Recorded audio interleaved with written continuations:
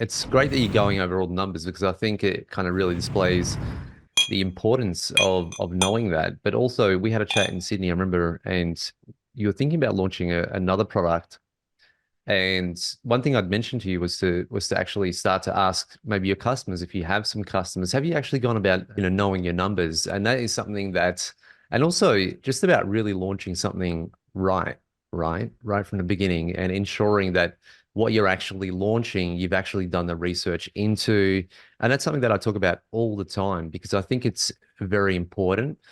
And what tends to happen is, if you tend to rush to market, even if it took you a year, but for me, what I call rushing to market is when you haven't done the proper research, right? You haven't done a proper groundwork.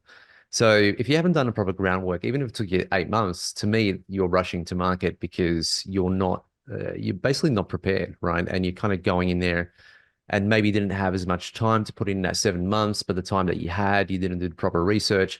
And I think it is very important now to actually have a look at, all your numbers, know exactly what the demand is, what your profit margins are going to be, how you're actually going to price your particular product.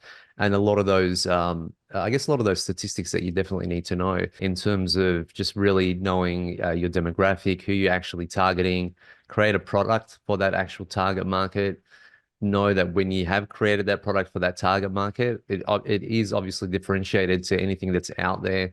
Even if you're selling the same product, but you can have a specific different design on that particular product to target that particular target market.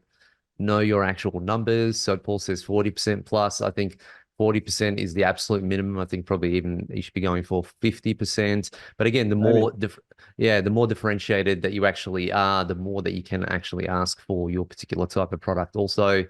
And then when you're targeting a specific demographic, the keywords are actually quite easy to, gather if you know who you're actually targeting. I'm kind of you know, like giving up is not in my nature. I don't think it ever has been. And for me, if there's something that I want or if there's a goal, I just keep on going for it. And there's going to be certain things that are going to happen all the time, right?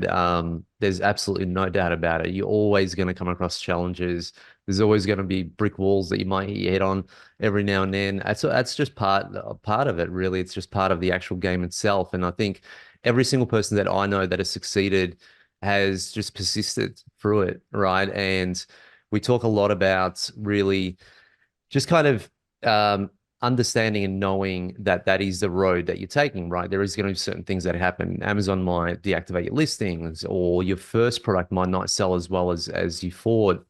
But you have to continually learn from that. And I think for me, a lot of the AOE teachings that I'm trying to do now, that I'm actually doing in AOE, is trying to avoid a lot of the mistakes that people do, right? I think there's enough people that have made enough mistakes for us to learn from, right? And to ensure that we don't go through that same process. And I think it's a very, very important part of it. And taking your time initially to get things going, getting the groundwork done, really understanding your demographic, as Paul said, and understanding why you're getting involved in that particular product before rushing to market, I think is probably one of the most important things that you can actually do. And again, rushing to market for basically means for me that all the groundwork wasn't done, just in terms of getting everything right and getting certain questions answered. So when you have your product, if you've selected your product, I should be able to say to you, hey, who's your demographic? And you should be able to tell me. This is before you launch it, right? What's going to make your product different to everyone else's? Why would people buy your product? What keywords are you targeting? Which marketplace are you going to be selling in? Have you bought your competitors' products and just seen what they've done? So there are certain things that you should do as part of your due diligence before you get going and before you invest your money into a particular product, right? And I've said it before and I'll say it again, this year I really want a lot of the members to kind of really start to understand a lot more what product they're getting involved with before they actually launch it. And it's something that I kind of I feel like a preacher now talking about that all the time. But it is something that I do talk about a lot. There also you touched on in terms of spending money on advertising, but then also seeing your organic sales increase, right? So that's something that actually happens due to if you got a PPC campaign. I guess I'm speaking to everyone now, but if you have a PPC campaign and you start to actually drive traffic for the PPC campaign, you're starting to make sales. What will happen is organically, because you're making more sales through the PPC campaign, organically, you're going to start ranking more for those keywords, and then you're going to start getting more organic sales. So it actually, not only are your advertising spend is good for direct sales, but you actually improve your organic ranking by doing that also. I think your product would be very interesting to test on Shopify, running Facebook ads to Shopify. I think that'd be a very, very cool test. But yeah, going back to kind of also in terms of asking your customers and asking your audience, I think it's always a great idea if you have a product already that's kind of up and running, and then let's say you've made some sales externally from Amazon and you have a bit of a customer list, whether it be 50 people or 100 people, ask your customers what they'd like to see in terms of a Yeah. second product, and it takes a lot of the guesswork out because Hmm. and you just really kind of get it, and you ask them, and you can give them certain incentives to do it. Say these are, or you can shortlist. You can say these are the three products that I'm thinking of launching. Which one do you like?